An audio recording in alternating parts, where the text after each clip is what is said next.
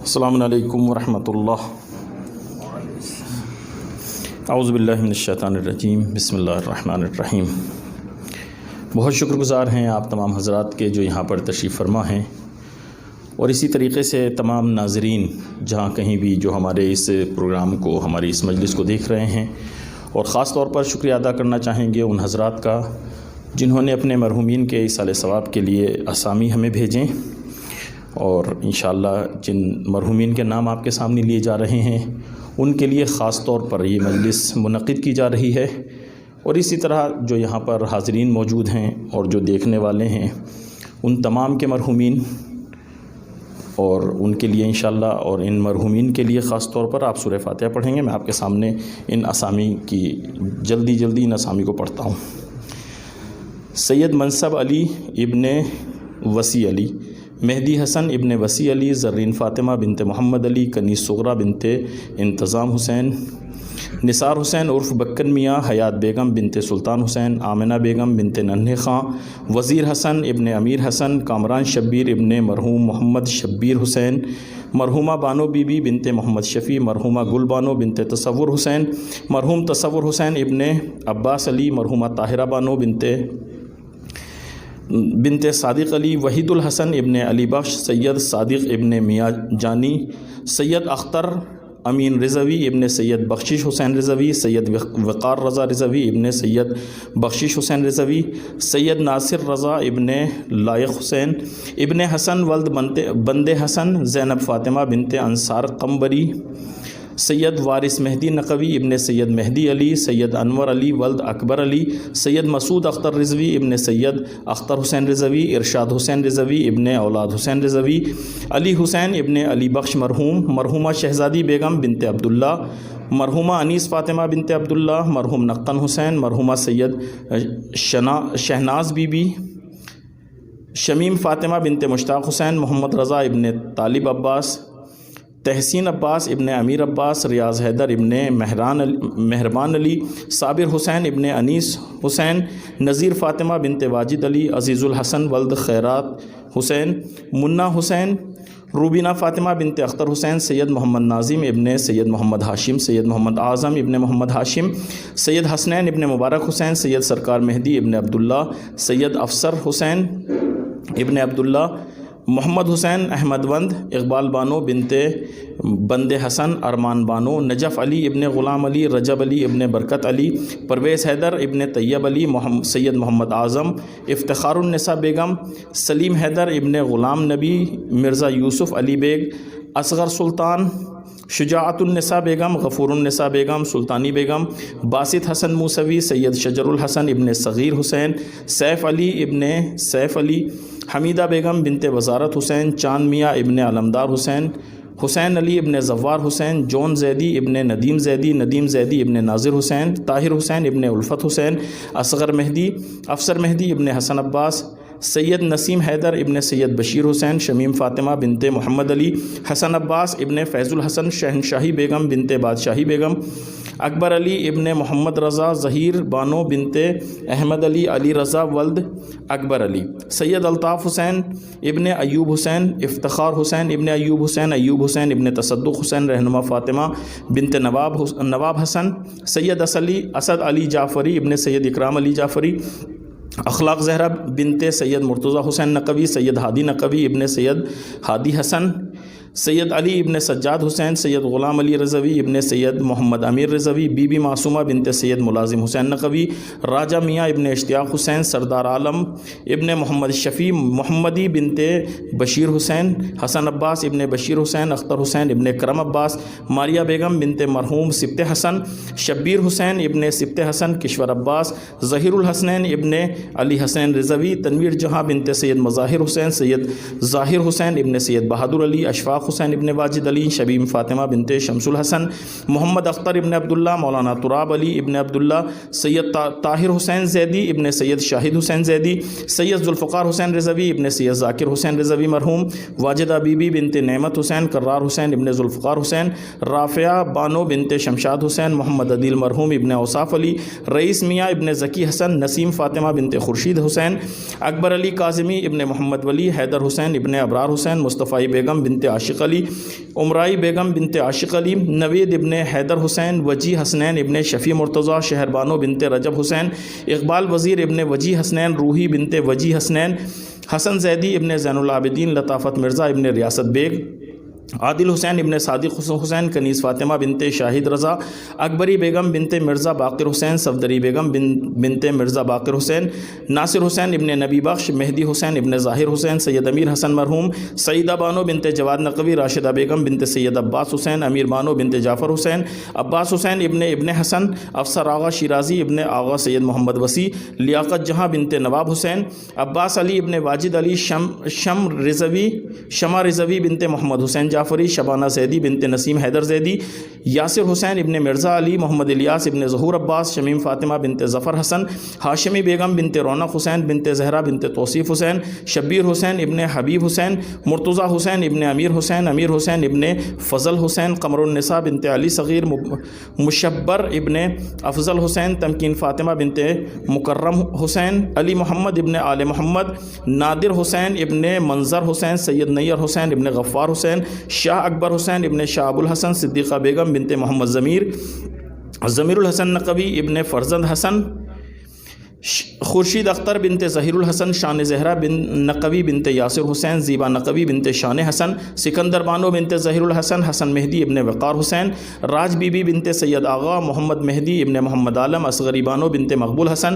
ظہیر حسن ابن محمد یوسف، Amna be be بنت مقبول حسن ابن مہدی حسن، ام البنین بی بی بنت مقبول حسن، علی بانو بنت ارشاد حسین، امانت حسین ابن ارشاد حسین، اکبر حسین ابن حیدر حسین ابن تصدق حسین، عالم حسین ابن زیارت حسین، ارم فاطمہ بنت الحاج زہیرقین، شمیم زہرا بنت رحیم علی جعفری، ظفر حسن ابن شمس الحسن، صغیرہ عابد زیدی ابن عادل حسین زیدی، جوتیشہ چاریے، روحی فاطمہ، وجیحہ فاطمہ بنت علمدار، اظہار فاطمہ بنت شرافت حسین، ساجدہ جبین بنت ساجد حسین، توقیر فاطمہ بنت سید علی، اخلاق حسین ابن محمد ہادی، شبی حیدر ابن اخلاق حسین، سید حیدر علی ابن سید منور علی، مظہر عالم ابن مظہر حسین، مظہر طاہرہ بنت مظہر حسین، انیس فاطمہ بنت علی آفاق، تنویر فاطمہ بنت مروت علی، سید علی عباس زیدی مرحوم ابن غلام حضرت مرحوم، نسیم فاطمہ مرحومہ بنت غلام مصطفیٰ، صفدر رضا ابن رضی حسن، عابد حسین ابن حیدر حسین،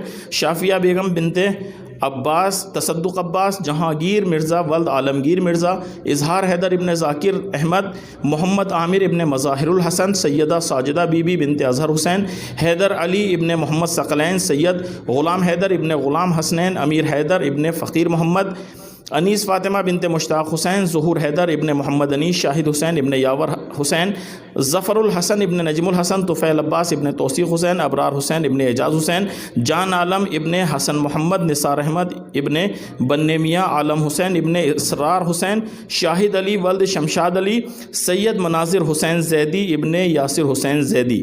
تو یہ ہمارے آج کے وہ نام ہیں مرحومین کے جن کے لیے خاص طور پر یہ مجلس اعزا منعقد کی جا رہی ہے۔ آپ تمام حاضرین سے اسی طریقے سے تمام ناظرین سے یہ گزارش ہے کہ جہاں جہاں بھی ہیں آپ، اور ان کے ساتھ ایک امام الدین ابن رحمت اللہ یہ نام بھی آپ ایڈ کر لیجئے۔ ان کے لیے انشاءاللہ آپ تمام اپنے مرحومین کے لیے اور ان مرحومین کے لیے سورہ فاتحہ کی تلاوت فرمائیں۔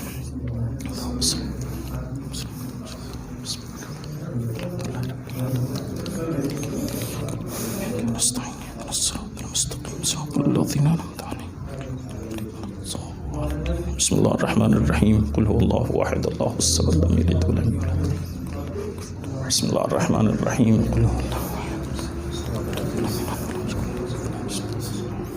قل هو اللہ واحد اللہ الصمد لم یلد ولم یولد ولم یکن له کفوا احد۔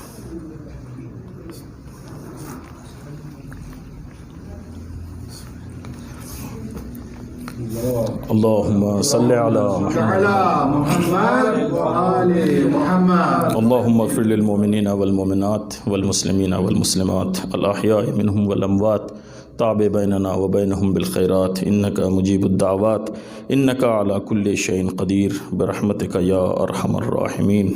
پر محمد وآل محمد صلوات۔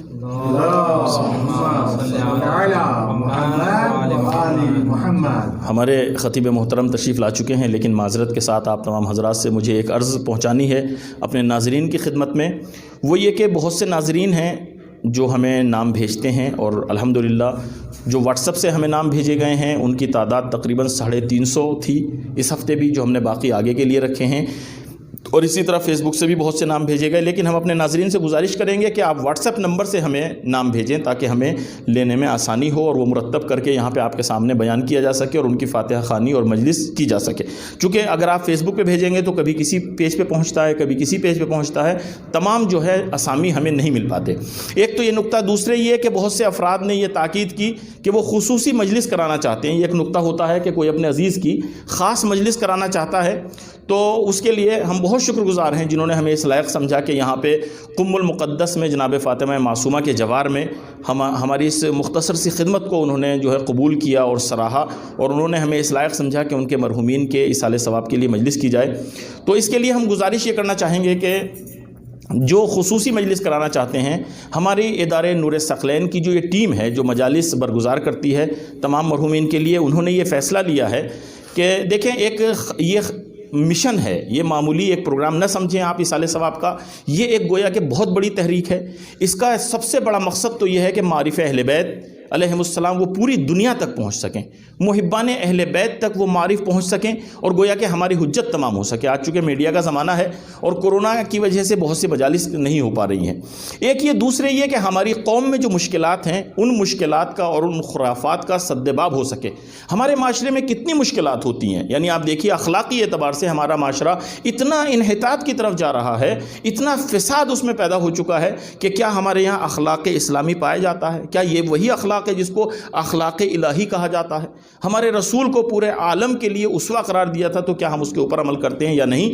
تو ہم اپنے علماء سے یہ درخواست کرتے ہیں کہ وہ اس طرح کے موضوعات پر گفتگو کریں کہ جو اخلاقی مشکلات حل ہو سکیں، اور اسی طرح جو تربیتی جو پیغامات ہیں وہ آپ تک پہنچ سکیں.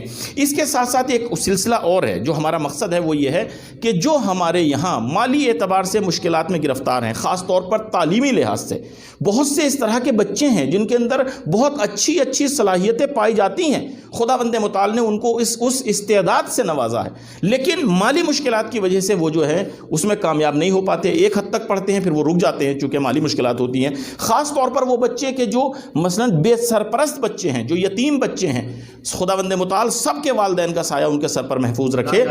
لیکن ایسا ہوتا ہے چونکہ خدا کا نظام ہے، یہ جو اس کائنات میں آیا ہے اس کو یہاں سے جانا ہے. لیکن اگر کبھی باپ یا وارث چلا جاتا ہے تو اس کے بعد بچوں کے لیے جو مشکلات کھڑی ہوتی ہیں، تو ہمارے ادارے نور الثقلین نے یہ پروگرام بنایا ہے، اور آپ سے یہ گزارش کی جا رہی ہے کہ اگر کوئی خصوصی اپنے مرحوم کے لیے مجلس کرانا چاہتا ہے، کوئی خصوصی اپنے والد کے لیے، اپنے بھائی کے لیے، اپنی والدہ کے لیے مجلس کرانا چاہتا ہے، تو ہمارا مقصد یہ ہے اور ہماری آپ سے درخواست یہ ہے کہ آپ کے عزیزوں میں، آپ کے رشتہ داروں میں، آپ کے وطن میں، دیکھیں ہمیں نہیں، آپ وہاں پہ دیکھیں، اگر کوئی غریب بچہ ہے کہ مادی مشکلات کی وجہ سے، پیسے نہ ہونے کی وجہ سے اگر اس کی پڑھائی رک رہی ہے، تو آپ چھوٹا سا اس کی مدد کریں. اگر خداوند متعال نے آپ کو صاحب حیثیت بنایا ہے تو آپ کے لیے 5,000 روپے انڈین ایک ایران میں مجلس کرنے کا جو ہے وہ ہم نے معین کیا ہے. اور اگر نہیں ہے، کسی کے پاس کم ہے، تو 2,000 روپے کم سے کم آپ کسی اس غریب بچے کو، یتیم بچے کو یا بے سرپرست بچے کو وہاں پر دیں گے. اور دینے کے بعد آپ ہمیں اس مرحوم کا نام یہاں پر بھیجیے کہ ہم نے یہ 2,000 روپے یا 5,000 روپے فلاں بچے تک پہنچائے ہیں، اور آپ نے جیسا کہ ہم سے وعدہ کیا تھا کہ آپ ہمارے والد کے لیے خصوصی مجلس کریں گے، صرف ان کا نام بھیج دیں کہ خصوصی مجلس ان کی ہونی ہے، اور وہ جو آپ نے معین کیا تھا ہدیہ، وہ ہدیہ ہم نے جو ہے ایک غریب بچے تک پہنچا دیا. ہمیں نہیں چاہیے، ادارے نور الثقلین کو نہیں چاہیے، یہاں پر جو ٹیم کام کر رہی ہے ان کو نہیں چاہیے. یہاں پر یہ سارے اخراجات یہ بچے، یہ طالبان علم جو ہیں، یہ جو طلاب ہیں یہاں پر، وہ اپنی جیب سے کرتے ہیں، یہ کرتے رہیں گے. لیکن آپ وہاں پر اس ضرورت مند تک پہنچائیں اور اس کے بعد ہمیں اطلاع دیں. انشاءاللہ ہم یہاں پر آپ کے اس مرحوم کے لیے خصوصی مجلس کریں گے، صرف اسی کے نام سے جو ہے مجلس برگزار کی جائے گی. ایک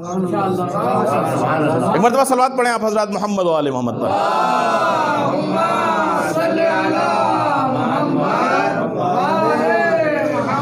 میں معذرت خواہ ہوں، آپ کا وقت لے رہا ہوں، یہاں پر علماء کرام موجود ہیں، لیکن یہ ضروری ہے. دیکھیے ہمیں سمجھنا ہے، ہم وہاں پر اتنے جو مجالس کراتے ہیں اپنے عزیزوں کے لیے، آپ دیکھ سکتے ہیں، میں احادیث نہیں بیان کر رہا ہوں، اس کا خاص مقام ہے. یہاں پر ہم ایک مرحوم کے اصالِ ثواب کے لیے مجلس کریں گے، آپ وہاں پر نہ جانے کتنا پیسہ خرچ کرتے ہوں گے، وہ بھی کیجئے، ہم منع نہیں کرتے، جتنا ذکر اہل بیت ہو آپ اس کو انجام دیجئے. لیکن یہاں پر اگر کوئی اپنے کسی عزیز کسی رشتہ دار کی مجلس کرانا چاہتا ہے خصوصی، کہ صرف ان کا نام لیا جائے، عمومی تو ہوتی ہے، اگر آپ نام بھیجیں گے عمومی میں ہم ان کا نام لیں گے، لیکن خصوصی طور پر اگر کوئی کرانا چاہتا ہے تو اگر صاحب حیثیت ہے، وہ اپنے آپ کو اس لائق سمجھتا ہے، سب سے پہلے اپنے عزیزوں کو دیکھیے، اپنے رشتہ داروں کو دیکھیے. آپ کے رشتہ داروں میں نہیں ہے، آپ کے محلے میں، آپ کے پڑوس میں، آپ کی بستی میں، آپ کے گاؤں میں، جہاں کہیں بھی کسی آپ ایک یتیم بچے کو جو یعنی علمی حوالے سے وہ رک رہا ہے، اس کی وجہ سے آپ اس تک پہنچائیں. یا مثلا اگر کوئی بیوہ ہے ضرورت مند آپ کی نظر میں، لیکن سب سے پہلے جو ہے وہ اس بچے کی تعلیم ہے ہمارے لیے، چونکہ بچہ جب علم حاصل کرے گا تو ہماری پوری قوم کی ترقی ہے، پورے جہان تشیع کی ترقی ہے، اور اس کے ذریعے سے ہم اس مقام پر تک پہنچنا چاہتے ہیں. دیکھیے ہم نے جو سلسلہ شروع کیا، آپ سب ہمارے عزیز ہیں، پورے شیعان جہان ہمارے اپنے ہیں، جو ولایت علی کو قبول کرتا ہے وہ ہمارا اپنا ہے.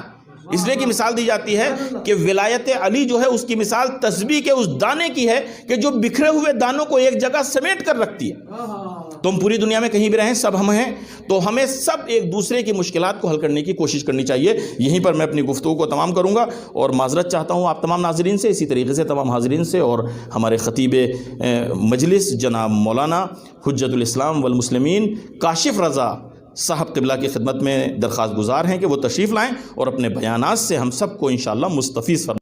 لا حول ولا قوة إلا بالله العلي العظيم.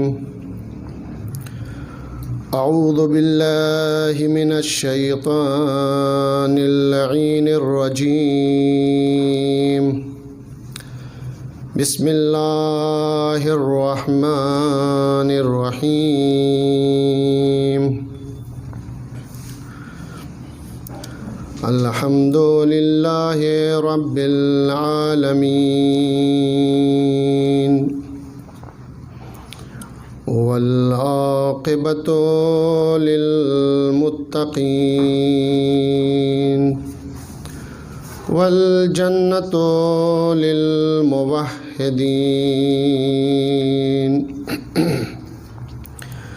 والنار للملحدين. الصلاة والسلام على سيد الأنبياء والمرسلين، سيدنا ونبينا وشفيع ذنوبنا وحبيب قلوبنا وطبيب نفوسنا، مولانا ومولى الثقلين جد الحسن والحسين بالقاسم محمد. اللهم صل على محمد وعلى آله الطيبين الطاهرين المعصومين المنتجبين المنتخبين الأطيبين الطاهرين، ولعنة الله على أعدائهم أجمعين. بسم الله الرحمن الرحيم. اللهم كن لوليك الحجة ابن الحسن صلواتك عليه وعلى آبائه في هذه الساعة وفي كل ساعة، وليا وحافظا وقائدا وناصرا ودليلا وعينا، حتى تسكنه أرضك توا وتمتعه فيها طويلا.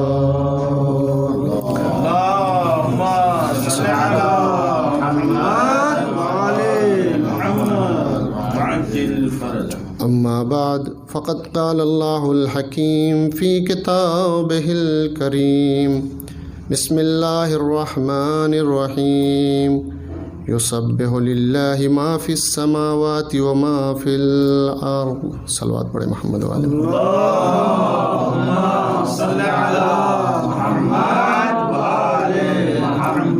गुजारिश है, एक मरतबा सूरह हमद और 3 मरतबा सूरह तौहीद की तिलावत फरमा कर इमामुद्दीन इब्न रहमतुल्लाह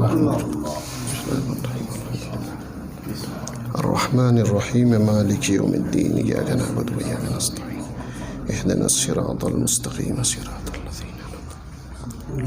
बिस्मिल्लाहिर रहमानिर रहीम। कुल हुवल्लाहु अहद अल्लाहु समद।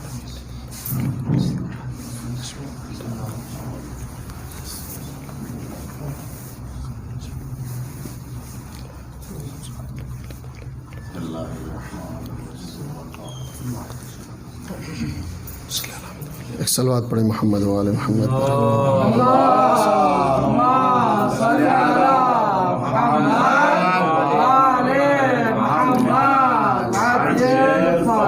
साहिबान क़द्र, अज़ीज़ान ईमान, साहिबान फ़ज़ल, इसमें कोई शक नहीं है कि ख़ास के दरमियान लब कुशाई, जुरत और हौसला तलब करती है, लेकिन अवामुन्नास में गुफ्तगू आसान हुआ करती है। और ये भी मुतअद्दिद बार यहाँ से कहा गया है कि अगर मुखातिबीन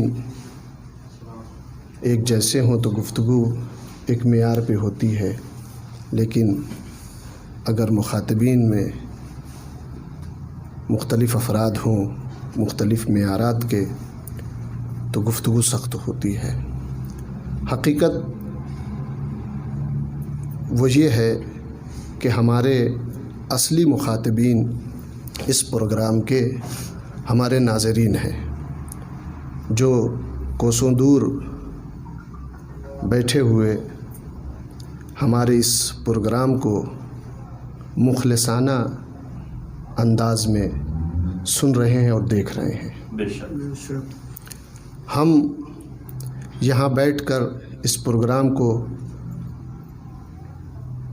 बरगुज़ार कर रहे हैं, अंजाम दे रहे हैं और रसूल इस्लाम के उस मिशन को अपने एतबार से शरई हुदूद में रहते हुए हम आज के ज़राए के ज़रिए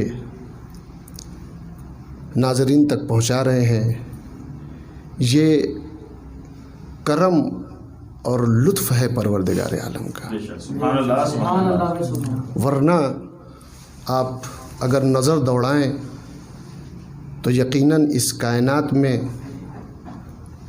पढ़े लिखे अफराद की कमी नहीं है, लेकिन मुआशरे के सिलसिले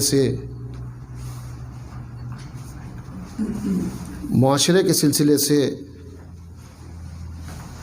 ख़ानदानों, शहरों, गांव करिए के सिलसिले से कौन दिलसोज़ है, ऐसे अफराद बहुत कम मिलते हैं। ये मैं बयान कर दूं चूँकि एक मजलिस इससे पहले हो चुकी है, उसके ज़िम्न में ये पैगाम जाना चाहिए। देखिए, तौफ़ीक़ किसी चीज़ की होना, इसमें रज़ाए इलाही शामिल हाल है, वरना आप देख लें हमारे हिंदुस्तान और पाकिस्तान में सरवतमंद अफराद की कमी नहीं है, लेकिन आप उनसे पूछिए कि अभी तक आप मसलन ज़ियारत पे नहीं गए, हज पे नहीं गए, तो वो 1000 तरीक़े की उज़्र आपके सामने बयान कर देंगे, है या नहीं ऐसा? लेकिन सामने एक ऐसा इंसान है वाक़ई जिसको माली मुश्किलात थीं और हैं, लेकिन उसने पाई इकट्ठा किया, ये पाई उसने खुलूस से इकट्ठा किया, जिसका नतीजा ये हुआ कि उस कम पैसों में اس نے اتباط عالیات کی زیارت کر لی، لیکن ایک ثروت اور دولت کے اوپر سونے والا انسان اس حسرت میں رہ گیا کہ وہ بھی حج بیت اللہ کو جائے، کربلا معلیٰ کو جائے اور دیگر ائمہ اطہار کے قبروں کی زیارت کرے۔ یہ توفیق کے اوپر ہے، اگر کسی کو خداوند عالم کی توفیق شامل حال ہو جائے تو پھر مادیات اس کا راستہ نہیں روک سکتی، مادیات اس کا راستہ نہیں روک سکتی۔ یہاں جو عنوان مجھے دیا گیا وہ اسی ضمن کا، اسی طرح کا عنوان ہے جس میں خاندان یا معاشرے یا جامعے میں جو تنزلی پائی جا رہی ہمارے معاشرے میں، ہمارے خاندان میں، ہمارے شہروں میں، جو علوی خاندان ہے، جو علوی معاشرہ ہے، اس میں اس کے اسباب کیا ہو سکتے ہیں۔ دیکھیے، اسباب بہت کچھ ہو سکتے ہیں، جس میں سے ایک سبب ہمارے خاندان میں اگر فساد پایا جا رہا ہے، لڑائی جھگڑا ہے یا تنزلی پائی جا رہی، اس میں ایک سبب خود عدالت کا نہ ہونا ہے۔ ہمارے خاندان میں، ہمارے معاشرے میں اگر یہ فساد پائے جا رہے ہوں اور لڑائی جھگڑا ہو بھائی بھائی کے درمیان، چچا بھتیجے کے درمیان، ماموں بھانجے کے درمیان اور دیگر رشتوں میں، تو کہیں نہ کہیں عدالت کی کمی ہے جو یہ فساد برپا ہو رہا ہے۔ اس میں سے ایک علت خود خداوند عالم کے ذکر سے دوری ہے۔ خداوند عالم کے ذکر سے دوری ہے، یہی ہمارا موضوع بھی ہے کہ خداوند عالم کے ذکر سے دوری۔ آج کے زمانے میں ذکر کی نوعیت بدل گئی ہے اور بدل چکی ہے۔ بعض ذکر پروردگار ایسے ہیں جن کی اپنی کیفیت ہے، ایک خاص ایک ڈھانچہ ہے ان کا اپنا ایک خاص، جسے انجام دینا ہر انسان کے اوپر عیناً واجب ہے۔ لیکن بعض ذکر ایسے ہیں جو عیناً واجب تو نہیں ہے، لیکن انسان اگر اس سے غفلت برتتا ہے تو اس غفلت کا نتیجہ وہ اسی دنیا میں دیکھتا ہے۔ ذکر پروردگار عالم سے غفلت، یہ جو بیان کیا گیا کہ آپ اگر چاہتے ہیں کہ خصوصی اپنے والدین اور اپنے مرحومین کے لیے مجلس برپا کریں، یہ بھی ایک توفیق ہے کہ کم سے کم پروردگار عالم نے آپ کو یہ جذبہ دیا، یہ خلوص دیا کہ آپ اپنے والدین کے لیے مجلس یا کوئی پروگرام برپا کریں، چاہے خصوصی ہو چاہے عمومی ہو، یہ فرق نہیں کرتا ہے۔ اصل آپ کی نیت ہے، آپ کا خلوص ہے جو پروردگار عالم تولتا ہے۔ اگر آپ خصوصی پروگرام کرائے چلے جائیں، لوگوں کو دعوت کرتے چلے جائیں، لیکن اگر وہ خلوص اور خضوع و خشوع نہ ہو تو 1000 پیسہ خرچ کرنے کے باوجود بھی وہ ایصال ثواب نہیں ہو پائے گا۔ لیکن اگر خلوص ہو، خضوع و خشوع ہو، تو پھر چاہے پیسہ خرچ نہ ہو، آپ اپنے مطلوب تک پہنچ جائیں گے، اپنے مقصود کو پالیں گے۔ بہت اچھی بات ہے کہ ایک بیٹا اپنے والدین کی، اس لیے کہ اگر بیٹا اپنے مرحوم والدین کے لیے ایصال ثواب نہیں کرے گا تو پھر کون کرے گا؟ یہ بہت اچھی بات ہے۔ اور پھر اس میں یہ کہ اگر آپ واقعاً چاہتے ہیں کہ میرے والدین کو ایصال ثواب ہو، تو جو بات بتائی گئی کہ ضروری نہیں ہے کہ آپ یہاں پہ پیسہ دے کے اچھا تبرک تقسیم کروائیں، اچھے خطیب سے پڑھوائیں، نہیں، مسئلہ اچھا خطیب نہیں ہے۔ خطیب وہی اچھا ہے جو شریعت کے حدود میں رہ کے احکام الہی کو بیان کرے، ورنہ لقلقے زبانی بہت لوگوں کو آتی ہے، لیکن اگر شرعی حدود سے نکل کے اگر ایک انسان فراٹے انداز میں بھی گفتگو کر رہا ہے تو پھر اس مجلس کا کوئی فائدہ نہیں ہوگا ہمارے مرحومین کے لیے۔ لہذا اگر آپ یہ چاہتے ہیں کہ آپ کے مرحوم کو ایصال ثواب پہنچے، تو یہ جو کہا گیا ہے کہ آپ کسی یتیم کی، کسی غریب کی، کسی بیوہ کی اپنے خاندان میں، محلے میں، گاؤں میں، دیہات میں، شہر میں، جہاں تک آپ کی رسائی ہے، مدد کیجیے اور ہم کو بتائیے، اور پھر ہم آپ کے لیے خصوصی مجلس کا پروگرام کریں گے۔ یہ جو کہا گیا، اس کا مطلب یہ ہے کہ پھر آپ یہ نہ دیکھیے کہ مجھے مجلس کرانا ہے تو میں پیسہ بھی وہیں بھیجوں، تبرک بھی وہیں تقسیم ہو، اور یہ نہیں، خود آپ نیت سے جو کہا گیا کہ پیسے وہاں دیجئے، یہاں نام بھیج دیے، یہ بہت اہم بات ہے۔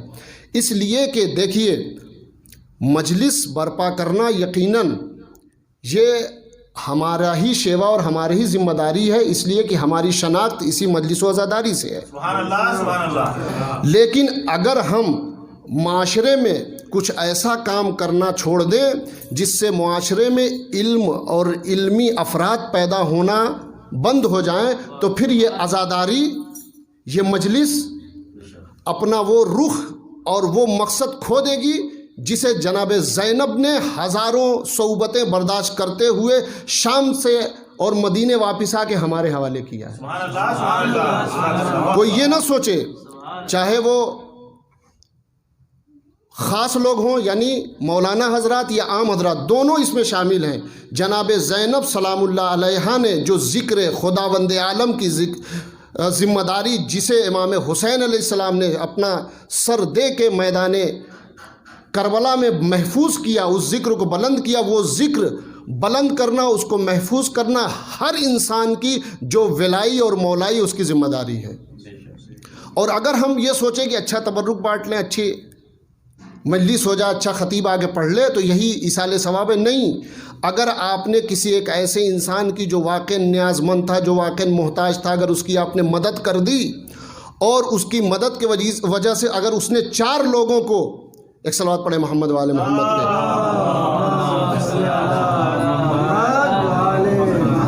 اگر وہ انسان جو جس کے تعلیمی مشکلات تھی، جس کے سلسلے سے اگر اس نے آپ کے اس حمایت اور کمک سے اس نے اپنی مشکلات کو برطرف کرنے کے بعد اس کے اندر یہ جذبہ پیدا ہو گیا کہ جس طریقے سے میں نادار تھا، مفلس تھا، نیاز مند تھا، محتاج تھا، میری بھی کسی نے مدد کی، لہذا آج میں پڑھنے کے بعد اس پوسٹ پہ ہوں، یہ پیسہ کما رہا ہوں، یہ سب میرے پاس ہے، لاؤ میں بھی 4 آدمی کی مدد اور کمک کر دوں، حمایت کر دوں، تو یقین مانیے جیسے جیسے یہ مدد اور کمک بڑھتی رہے گی آپ کے والدین کو ایصال ثواب پہنچتا ہے۔ اور صرف آپ کے والدین ہی کو ایصال ثواب نہیں پہنچے گا، آپ کو بھی پہنچے گا، اس لیے کہ اگر کل آپ کسی کی مدد کریں گے، آج اگر آپ کسی کی مدد کریں گے تو کل کو اگر آپ کے خاندان میں، آپ کے شہر میں، آپ کے گاؤں میں کوئی اس طریقے کا محتاج و نادار ہوگا تو کوئی مدد کرنے والا آئے گا، اور اس طریقے سے یہ اسلامی ایک کلچر ہوگا جو ہمارے معاشرے پہ چھا جائے گا، پھر وہ معاشرہ علوی معاشرہ کہلانے کے لائق ہوگا جہاں ذکر پروردگار ہوگا۔ تو ذکر پروردگار کرنے کے بہت سے طریقے ہیں، جس میں ایک طریقہ یہ ہے کہ آپ کسی ایسے انسان کی مدد کر دیجئے جو واقعاً تعلیم حاصل کرنے کے بعد اس معیار پہ پہنچ جائے اور وہ یہ سوچے کہ جیسے میری مدد کی گئی میں بھی دوسروں کی مدد کروں اللہ کے لیے۔ سبحان اللہ۔ ایک صلوات پڑھے محمد والے محمد۔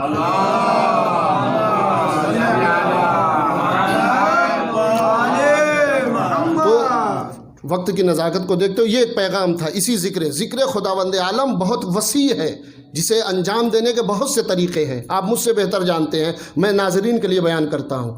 قرآن مجید جسے اللہ نے، سب سے پہلی بات تو یہ کہ ہم انسانوں کو خاص طور سے چاہیے یہ کہ ہم اپنے اوپر واجب اور فرض کر لیں کہ کم سے کم، میں ناظرین کو مخاطب کر کے کہہ رہا ہوں کہ کم سے کم روزانہ 1 صفحہ اپنے مرحومین کے لیے ایصال ثواب کے لیے قرآن کی تلاوت کریں، چونکہ ہمارے معاشرے میں اس وقت قرآن خوانی اور تلاوت کلام اللہ مجید کا کلچر بہت کم پایا جاتا ہے، لہذا ہر وہ شخص جو چاہتا ہے کہ اپنے والدین کے لیے ایصال ثواب کرے، بہت سے ایصال ثواب کے طریقے ہیں۔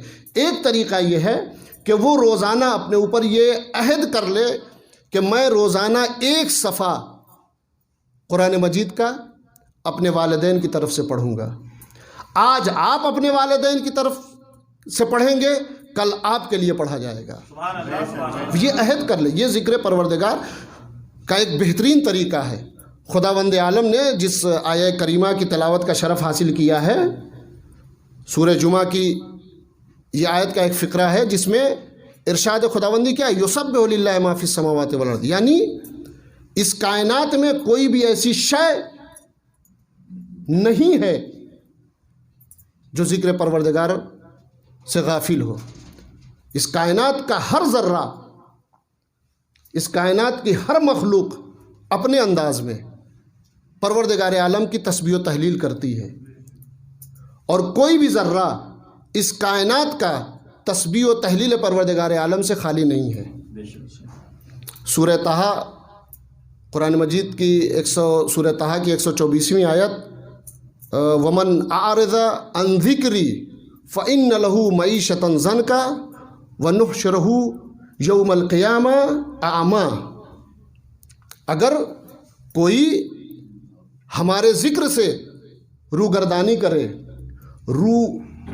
کرے، اپنا منہ پھیرے، ہمارے ذکر سے غافل ہو، تو ہم اس کی معیشت کو، اس کی زندگی کو تنگ بنا دیں گے، اور قیامت کے دن جب ہم اسے محشور کریں گے تو اعمیٰ، اندھا اٹھائیں گے۔ یہ بہت، اس کا مطلب کیا ہوا کہ اگر ایک انسان تمام کوششوں کے باوجود، تمام بزنس، تمام کاروبار کے باوجود اگر تنگی میں زندگی گزار رہا ہے، تو اس کا مطلب یہ ہے کہ قرآن کی اس آیت کے روح سے وہ ذکر پروردگار عالم سے غافل ہے۔ اور ایسا انسان قیامت میں جب اٹھایا جائے گا تو اسے اندھا اٹھایا جائے گا۔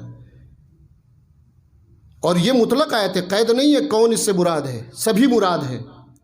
جو بھی پروردگار عالم کے ذکر سے غفلت برت رہا ہے، یقیناً اس کی زندگی تنگ ہوگی، اس کی معیشت تنگ ہوگی، اور قیامت میں اسے اندھا اٹھائے۔ شاید یہاں ذکر پروردگار عالم سے غفلت کوئی اور ذکر تو نہیں ہے، اس پہ غور و فکر کی ضرورت ہے، تأمل کی ضرورت ہے، غور و خوض کی ضرورت ہے۔ عزیزو، جب میں نے تاریخی اور احادیث کی کتابوں کا مطالعہ کرنا شروع کیا تو میں نے دیکھا کہ بزم رسول ہے، رسول بیٹھے ہوئے ہیں، اور ایک صحابی رسول کا آتا ہے، اور آنے کے بعد اس کی نظر صرف اور صرف مولا کائنات کے چہرے پہ ہے۔ وہیں چاہنے والی بیٹی بھی بیٹھی ہوئی ہے جو اپنے باپ سے بہت زیادہ پیار کر رہی ہے، دیکھتی ہے کہ میرا باپ ملاقات کرنے مجھ سے آیا ہے، لیکن وہ صرف اور صرف علی کے چہرے کی طرف دیکھ رہا ہے۔ ایک مرتبہ اس نے پوچھا، اے میرے باپ، اے میرے سرپرست، اے میرے والد محترم، یہ بتائیے کہ آپ ملاقات کرنے مجھ سے آئے ہیں، لیکن میں دیکھ رہی ہوں کہ آپ صرف اور صرف علی کے چہرے کی طرف دیکھ رہے ہیں۔ تو کہا کیا تمہیں نہیں معلوم، تم نے رسول کی حدیث نہیں سنی؟ کہا کیا رسول نے فرمایا؟ کہا رسول نے فرمایا ہے النظر الی وجہ علی ابن ابی طالب عبادہ، علی کے چہرے کی طرف دیکھنا عبادت ہے۔ توجہ کیجئے گا، علی کے چہرے کی طرف دیکھنا عبادت ہے۔ ایک مرتبہ ان کے اندر وہ جذبہ پیدا ہوا، اب یہ جذبہ کیسا تھا مجھے نہیں معلوم۔ ایک مرتبہ آگے آتی ہیں اور کہتی ہیں یا رسول اللہ، کیا آپ نے ایسا فرمایا ہے؟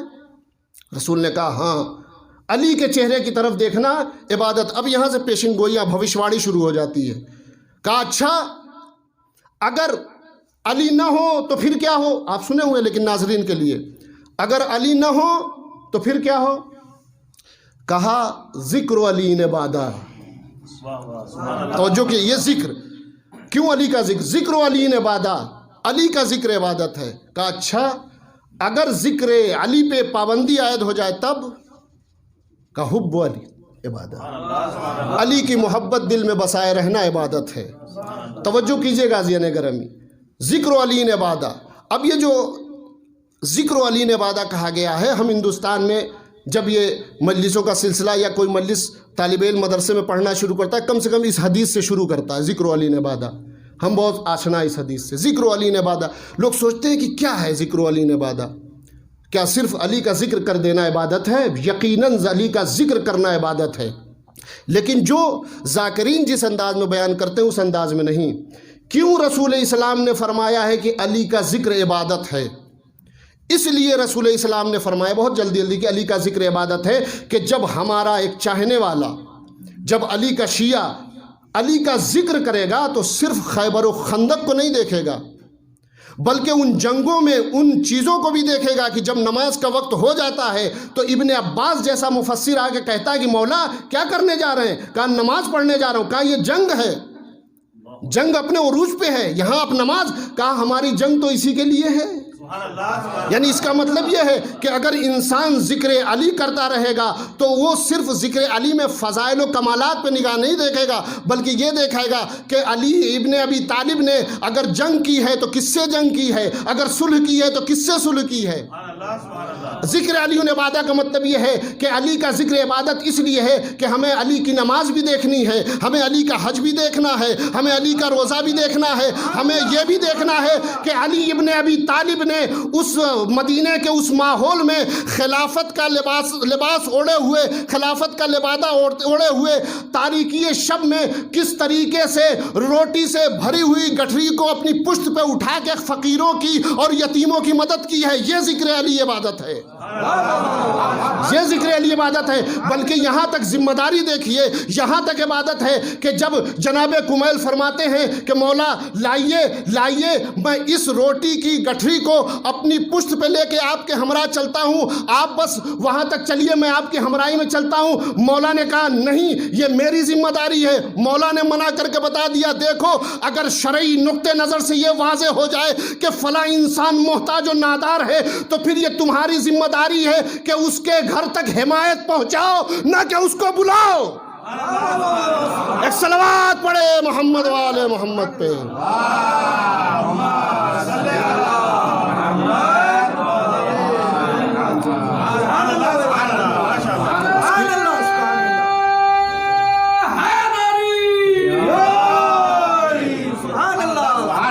اس کی شرعی ذمہ داری یہ ہے، مولا کائنات نے، ورنہ امام اگر چاہتے تو کیا بلا نہیں سکتے تھے؟ نہیں، بلایا نہیں، خود جا کے اس کی ضرورتوں کو پوری کیا۔ یہ ہے ذکر پروردگار عالم، اور یہ ہے ذکر علی۔ یعنی ذکر علی اگر عبادت ہے تو اس عنوان سے ذکر علی عبادت ہے، جو ہمیں سیرت مولا کائنات پہ چلنے کا سلیقہ عطا کر دے، وہ ذکر علی عبادت ہے۔ ایک صلوات پڑھے محمد والے محمد پہ۔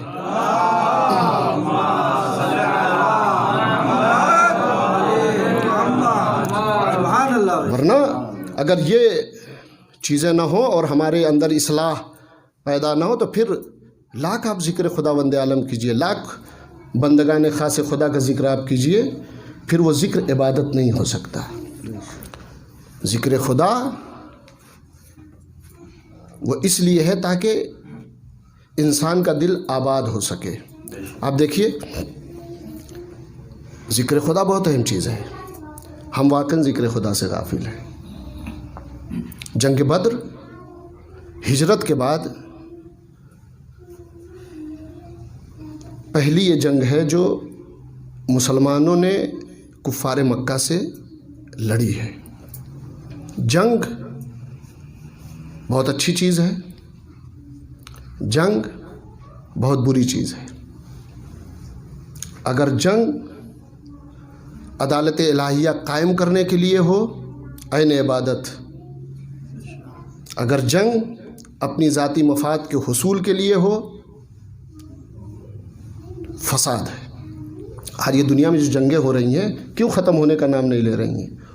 وہ اس لیے ختم ہونے کا نام نہیں لے رہی ہیں کہ ان کا حصول ذاتی مفاد ہے۔ اگر اصلاح معاشرہ ہوتا تو جنگ ہوتی اور اس چیز پہ قبضہ کرنے کے بعد اصلاح معاشرہ کیا جاتا اور پھر وہ چیز تمام ہو جاتی۔ لیکن آج کی جو جنگیں ہو رہی ہیں اصلاً تمام شدنی نیس بقول فارسی جو تمام ہونے والی نہیں ہیں، یہ اس لیے کہ ذاتی مفاد اس سے جڑے ہوئے ہیں۔ جنگ بدر عجیب جنگ ہے، اس پہ اگر دیکھا جائے تو دیکھیے، پڑھ لینا بیان کرنا بہت آسان ہے، لیکن اگر سوچا جائے ہم تو اس کیفیت کو زیادہ محسوس کر سکتے ہیں اس وقت جو ہندوستان کے حالات ہیں اپنے سلسلے سے۔ مسلمان ہیں، کیفیت آپ کو سبھی پتہ ہے، بس میں اپنے مقصد کی طرف لے جانا چاہتا ہوں کہ واقعاً ذکر پروردگار اور اعتماد ہونا چاہیے انسان کو ذات پروردگار پہ، بھروسہ ہونا چاہیے، توکل ہونا چاہیے۔ جنگ بدر ہے، کتنے افراد؟ 313 کہا گیا ہے۔ تقریباً 2 یا 4-5 تلواریں تھیں، 2 اونٹ، 2 گھوڑے اور کچھ اونٹ، بقیہ کچھ نہیں تھا ان لوگوں کے پاس۔ اب جب کاروان ابو سفیان تجارت کا لے کے واپس آ رہا تھا تو ایک یہ ہوا کہ جو ہمارے مال اس میں شامل ہیں مدینے میں جو ہم سے لے لیے گئے ہیں، مصادرہ کر لیا گیا ہے، اس کو ہم واپس کر لیں۔ لہذا یہ ہوا کہ چل کے اس سے مال چھین لیا جائے، لیکن یہودیوں کی مخبری کی وجہ سے اس نے راستہ بدل دیا اور پھر مکے میں خبر پہنچا دی، ایسی سی بات ہے، اور ادھر مکے سے تقریباً 1000 کا لشکر مسلمانوں کے مقابلے میں اٹھ کھڑا ہوا۔ یہ 1000 کا جو لشکر آ رہا ہے اس زمانے کے اعتبار سے کوئی معمولی لشکر نہیں تھا، تمام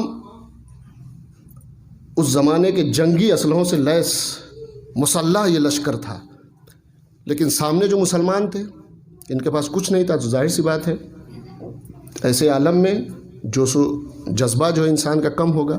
اب اس میں بھی بعض لوگ ایسی اگر باتیں کہہ دے تو جوش و ولولہ جو تھوڑا موڑا تھا وہ بھی کم ہو جائے گا۔ اب رسول نے سب کو اکٹھا کیا اور کچھ باتیں شروع ہوئیں، لوگوں نے اپنی اپنی باتیں رکھنا شروع کیا۔ ایک شخص اس میں سے کھڑے ہوئے جناب حضرت ابو بکر، انہوں نے کہا یا رسول اللہ،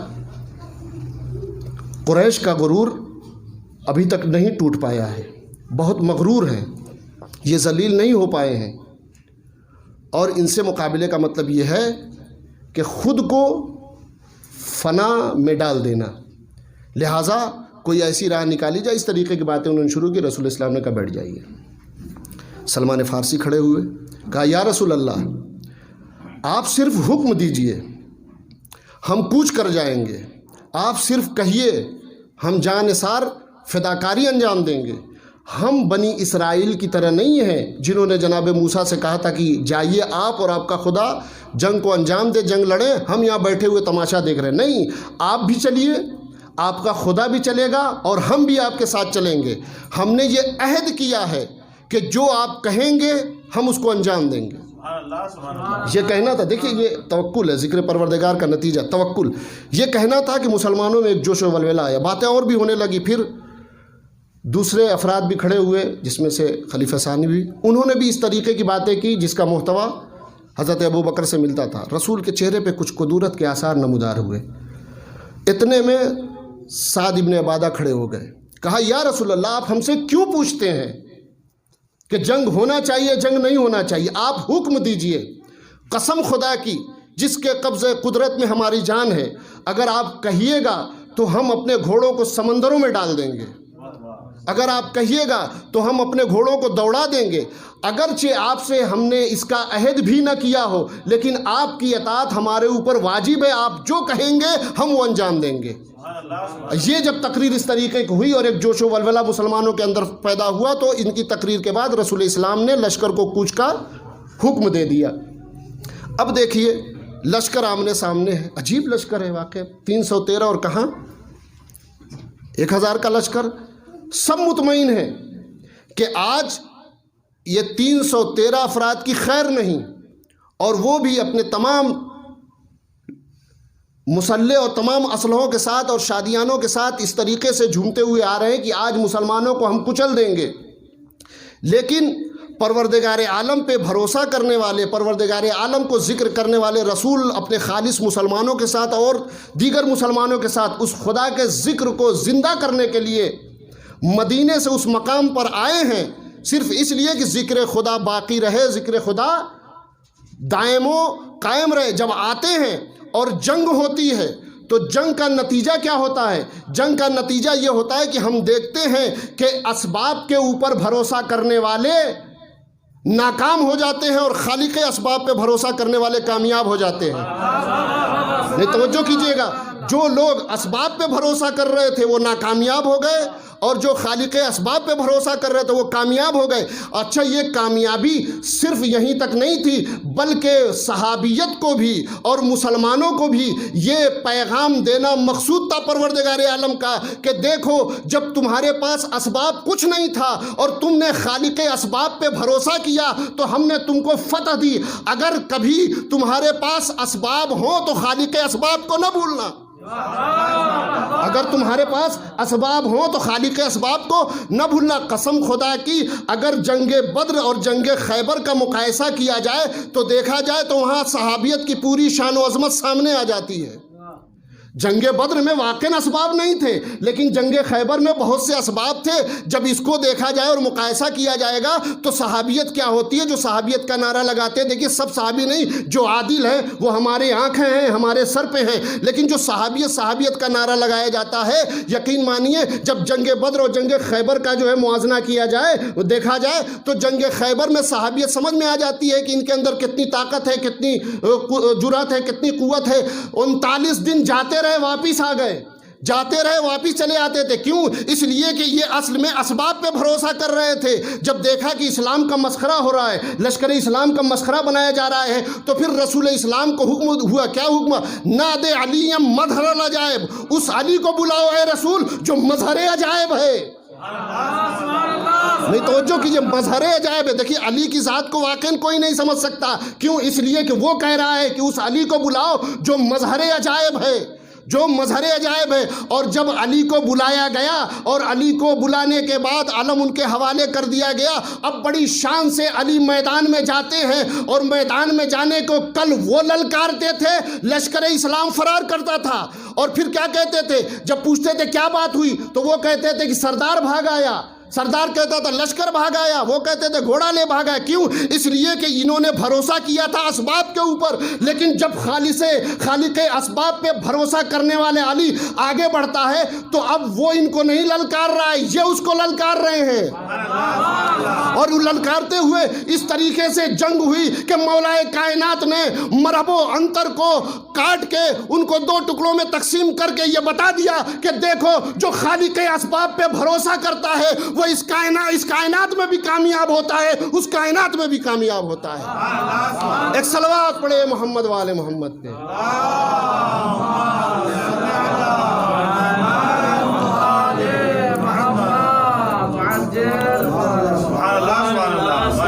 खालिक असबाब पे हमें भरोसा करना चाहिए। आज ये जो मेरी ये गुफ्तगू थी उसका असल ये नतीजा है कि आज ये जो मिशन चल रहा है ज़िक्र परवरदिगार आलम को कायम करने का, बयान करने का, किसी भी उन्वान से, चाहे वो मजलिस के उन्वान से हो, चाहे किसी की मदद कर देने के उन्वान से हो, या किसी की हिमायत करने के उन्वान से हो, ये सिर्फ इसी है कि इंसान खालिक असबाब पे भरोसा करते हुए इस काम को अंजाम दे। कामयाबी उसका कदम चूमेगी। और यही मंजर हमें करबला के मैदान में भी दिखा। करबला के मैदान में आप देख लीजिए, असलन अक्ल दर्क करने से आजिज़ है कि एक तरफ हज़ारों का लश्कर है जिसके पास बड़े बड़े जंगजू सिपा सालार हैं, एक तरफ कुछ नौजवान हैं, कुछ बच्चे हैं, कुछ बूढ़े हैं। लेकिन आज दुनिया यही कहती हुई नज़र आ रही है कि जिसके पास असबाब था वो करबला में जंग हार गए, और जो खालिक के असबाब पे जिन्होंने भरोसा किया वो आज तक उनका जिक्र ज़िंदा है। और ये वो अफराद थे जिन्होंने करबला का जो सफ़र किया मदीने से, वो सिर्फ इसलिए किया कि ज़िक्र खुदा को ज़िंदा रखा जाए। बहुत अहम बात है ये, ज़िक्र खुदा को ज़िंदा, यानी अगर इंसान ज़िक्र खुदा को ज़िंदा करने के लिए कोई कदम आगे बढ़ाता है तो फिर ये उसकी ज़िम्मेदारी नहीं है कि ये ज़िक्र खुदा कैसे दवाम हासिल करेगा। ये उसकी ज़िम्मेदारी है कि इसने मेरे ज़िक्र को जब ज़िंदा किया है तो इस ज़िक्र को और इसके ज़िक्र को कैसे दवाम हासिल दिया जाए। आज कायनात में आप देख लीजिए जितने मुनसिफ अफराद हैं वो सब इमाम हुसैन अलैहिस्सलाम के गर्विदा हैं, वरना सब नामुमकिन है कि हज़ारों का लश्कर और एक तरफ कुछ अफराद। और अजीब जंग है, कत्ल होने के बावजूद भी जिस जंग को जीत में तब्दील किया है ये इमाम हुसैन अलैहिस्सलाम का तरीक़ा है। और ज़िक्र परवरदिगार आलम को ऐसा ज़िंदा किया कि अब आज के ज़माने में भी बहुत सी ताकतें इस ज़िक्र परवरदिगार आलम को मिटाने में लगी हुई हैं, लेकिन किसी में हिम्मत नहीं है कि इस ज़िक्र परवरदिगार आलम को जो है मिटा दे। और यही जज्बा हमारे अंदर भी होना चाहिए, यही जोश व खरोश हमारे अंदर भी होना चाहिए। شاید صحیح جنگی ماحول نہیں ہے، لیکن جنگی ماحول سے کم آج کے حالات نہیں ہیں جس میں ہمیں صحیح اسلام لوگوں تک پہنچانے کی ضرورت ہے۔ وہ اسلام جسے کربلا کے میدان میں امام حسین علیہ السلام نے شہادت دے کر جناب زینب کے کاندھوں پہ دیا ہے، وہ اسلام آج ہم تک پہنچا اور ہمارے کاندھوں پہ ہے۔ ہماری ذمہ داری ہے کہ اس اسلام کو صحیح طریقے سے چاہنے والوں تک پہنچایا جائے، ورنہ کم کربلا کے میدان میں شہادت نہیں ہوئی ہے۔ سامنے جوان کا لاشا ہو، کوئی برداشت کر سکتا ہے؟ کوئی نہیں برداشت کرتا۔ آپ تو بخوبی واقف ہیں کہ آنے والا جب شخص آتا ہے امام کی خدمت میں اور کہتا ہے کہ میں نے سنا ہے کہ آپ کا ایک فرزند ہے جو ہو بہو رسول اسلام کی شبیہ ہے، میں چاہتا ہوں کہ اس کی زیارت کرا دی امام نے۔ پھر اس نے کیا کہا مولا میرے لیے دعا کر دیجئے کہ پروردگار عالم مجھے بھی ایک ایسا ہی فرزند عطا فرمائے، عنایت فرمائے۔ کہا اچھا یہ بتاؤ کہ اگر خداوند عالم نے تم کو ایسا فرزند دیا اور اس کے پیر میں اگر ایک کانٹا چبھ جائے تو تم کیا کرو گے؟ کہا عبداللہ میں تو یہی چاہوں گا کہ وہ کانٹا میری آنکھوں میں چبھ جائے، اس کے پیر میں نہ چبھے۔ تو رسول نے امام حسین صاحب نے کیا فرمایا؟ کہا کہ کربلا کے میدان میں یہ میرا بیٹا ہوگا اور میں اس کے کلیجے سے انی کا پھل نکالوں گا۔ اسلام ہم تک بہت آسانی سے نہیں پہنچا ہے، علماء کی بہت خدمات بھی ہیں۔ کربلا کا میدان ہمارے لیے سب کچھ ہے، ورنہ کڑیل جوان بیٹا آدمی یہی سوچتا ہے کہ اب یہ 18 سال کا نوجوان، 20 سال کا نوجوان اب میرے کندھے سے کندھا ملا کے چلے گا، میری ذمہ داریوں کو سنبھالے گا۔ بہت کچھ ارمان ہوتا ہے، لیکن جب وہ نوجوان خدمت امام حسین علیہ السلام میں آ کے کہتا ہوگا کہ بابا مجھے مرنے کی اجازت دے دیجئے، تو کیا گزری ہوگی امام حسین علیہ السلام کے اوپر۔ امام نے کیا کہا؟ بیٹا تمہیں بچپنے سے پال کر بڑا کرنے والی میری بہن جناب زینب ہے، جاؤ ان سے اجازت لو۔ اللہ اللہ، امام حسین علیہ السلام کے پاس سے جناب علی اکبر خیمے میں آتے اور کہتے پھوپھی اماں آپ کا لال مرنے کی اجازت کے لیے آیا ہے۔ زینب نے دل کو تھام لیا ہوگا، بیٹا میں نے بڑی ارمانوں سے تم کو پالا، میں نے انہوں محمد کو بھی شہید مقتل گاہ میں بھیج دیا تاکہ تمہاری جان بچ جائے۔ بیٹا اب تم مرنے کے لیے آمادہ ہو، مرنے کے لیے آئے ہو۔ ہاں آزادارو، خدا آپ کو کسی غم نہ رلائے۔ جب جناب علی اکبر رخصت ہونا چاہ رہے تھے، بیویوں نے ہلکا کر لیا۔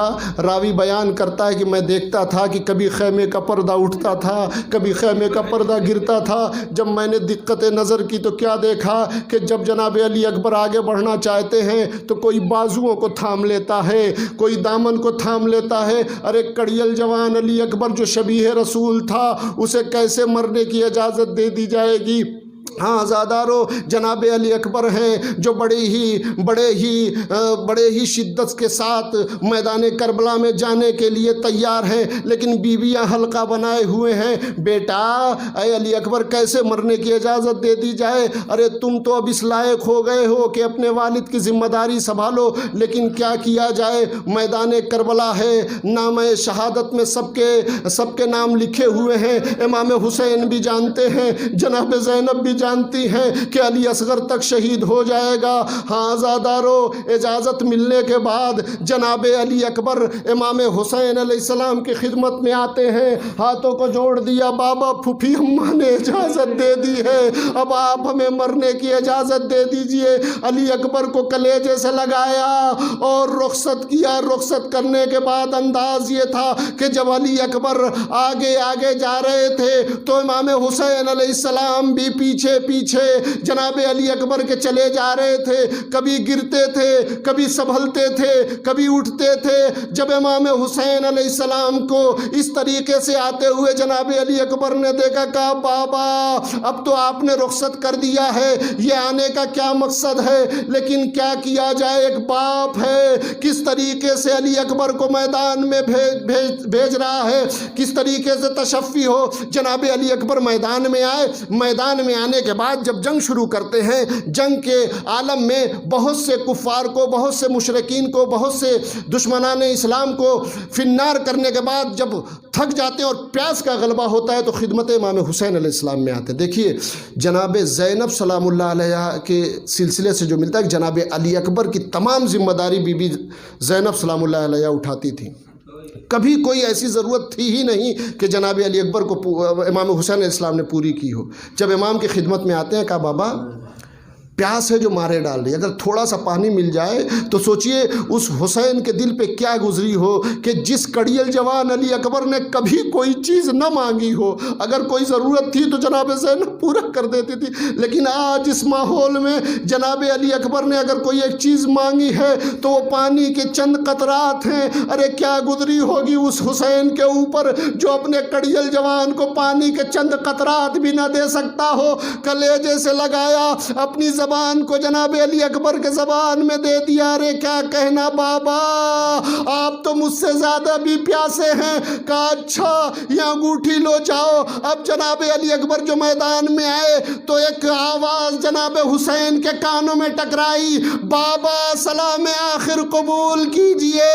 میں کہوں گا مولا علی اکبر سب نے جب رخصت آخر کے لیے زمین کربلا پہ گرے ہیں تو سب نے کہا السلام علیک یا ابا عبداللہ ادرکنی یا ابا عبداللہ، لیکن آپ جب میدان کربلا پہ آئے تو آپ نے کہا السلام علیک یا ابا عبداللہ، بابا سلام آخر قبول۔ ارے علی اکبر جانتے تھے کہ میرے جانے کے بعد اب میرے بابا کی آنکھوں کا نور جو ہے غائب ہو جائے گا، اب بابا کو کچھ دکھائی نہیں دے گا۔ شاید یہی وجہ تھی کہ جب اس آواز پہ علی اکبر کی اس آواز پہ حسین میدان میں دوڑے تو گرتے تھے، کہیں سنبھلتے تھے، اٹھتے تھے اور کہتے تھے یا علی بیٹا کہاں ہو، آواز دو۔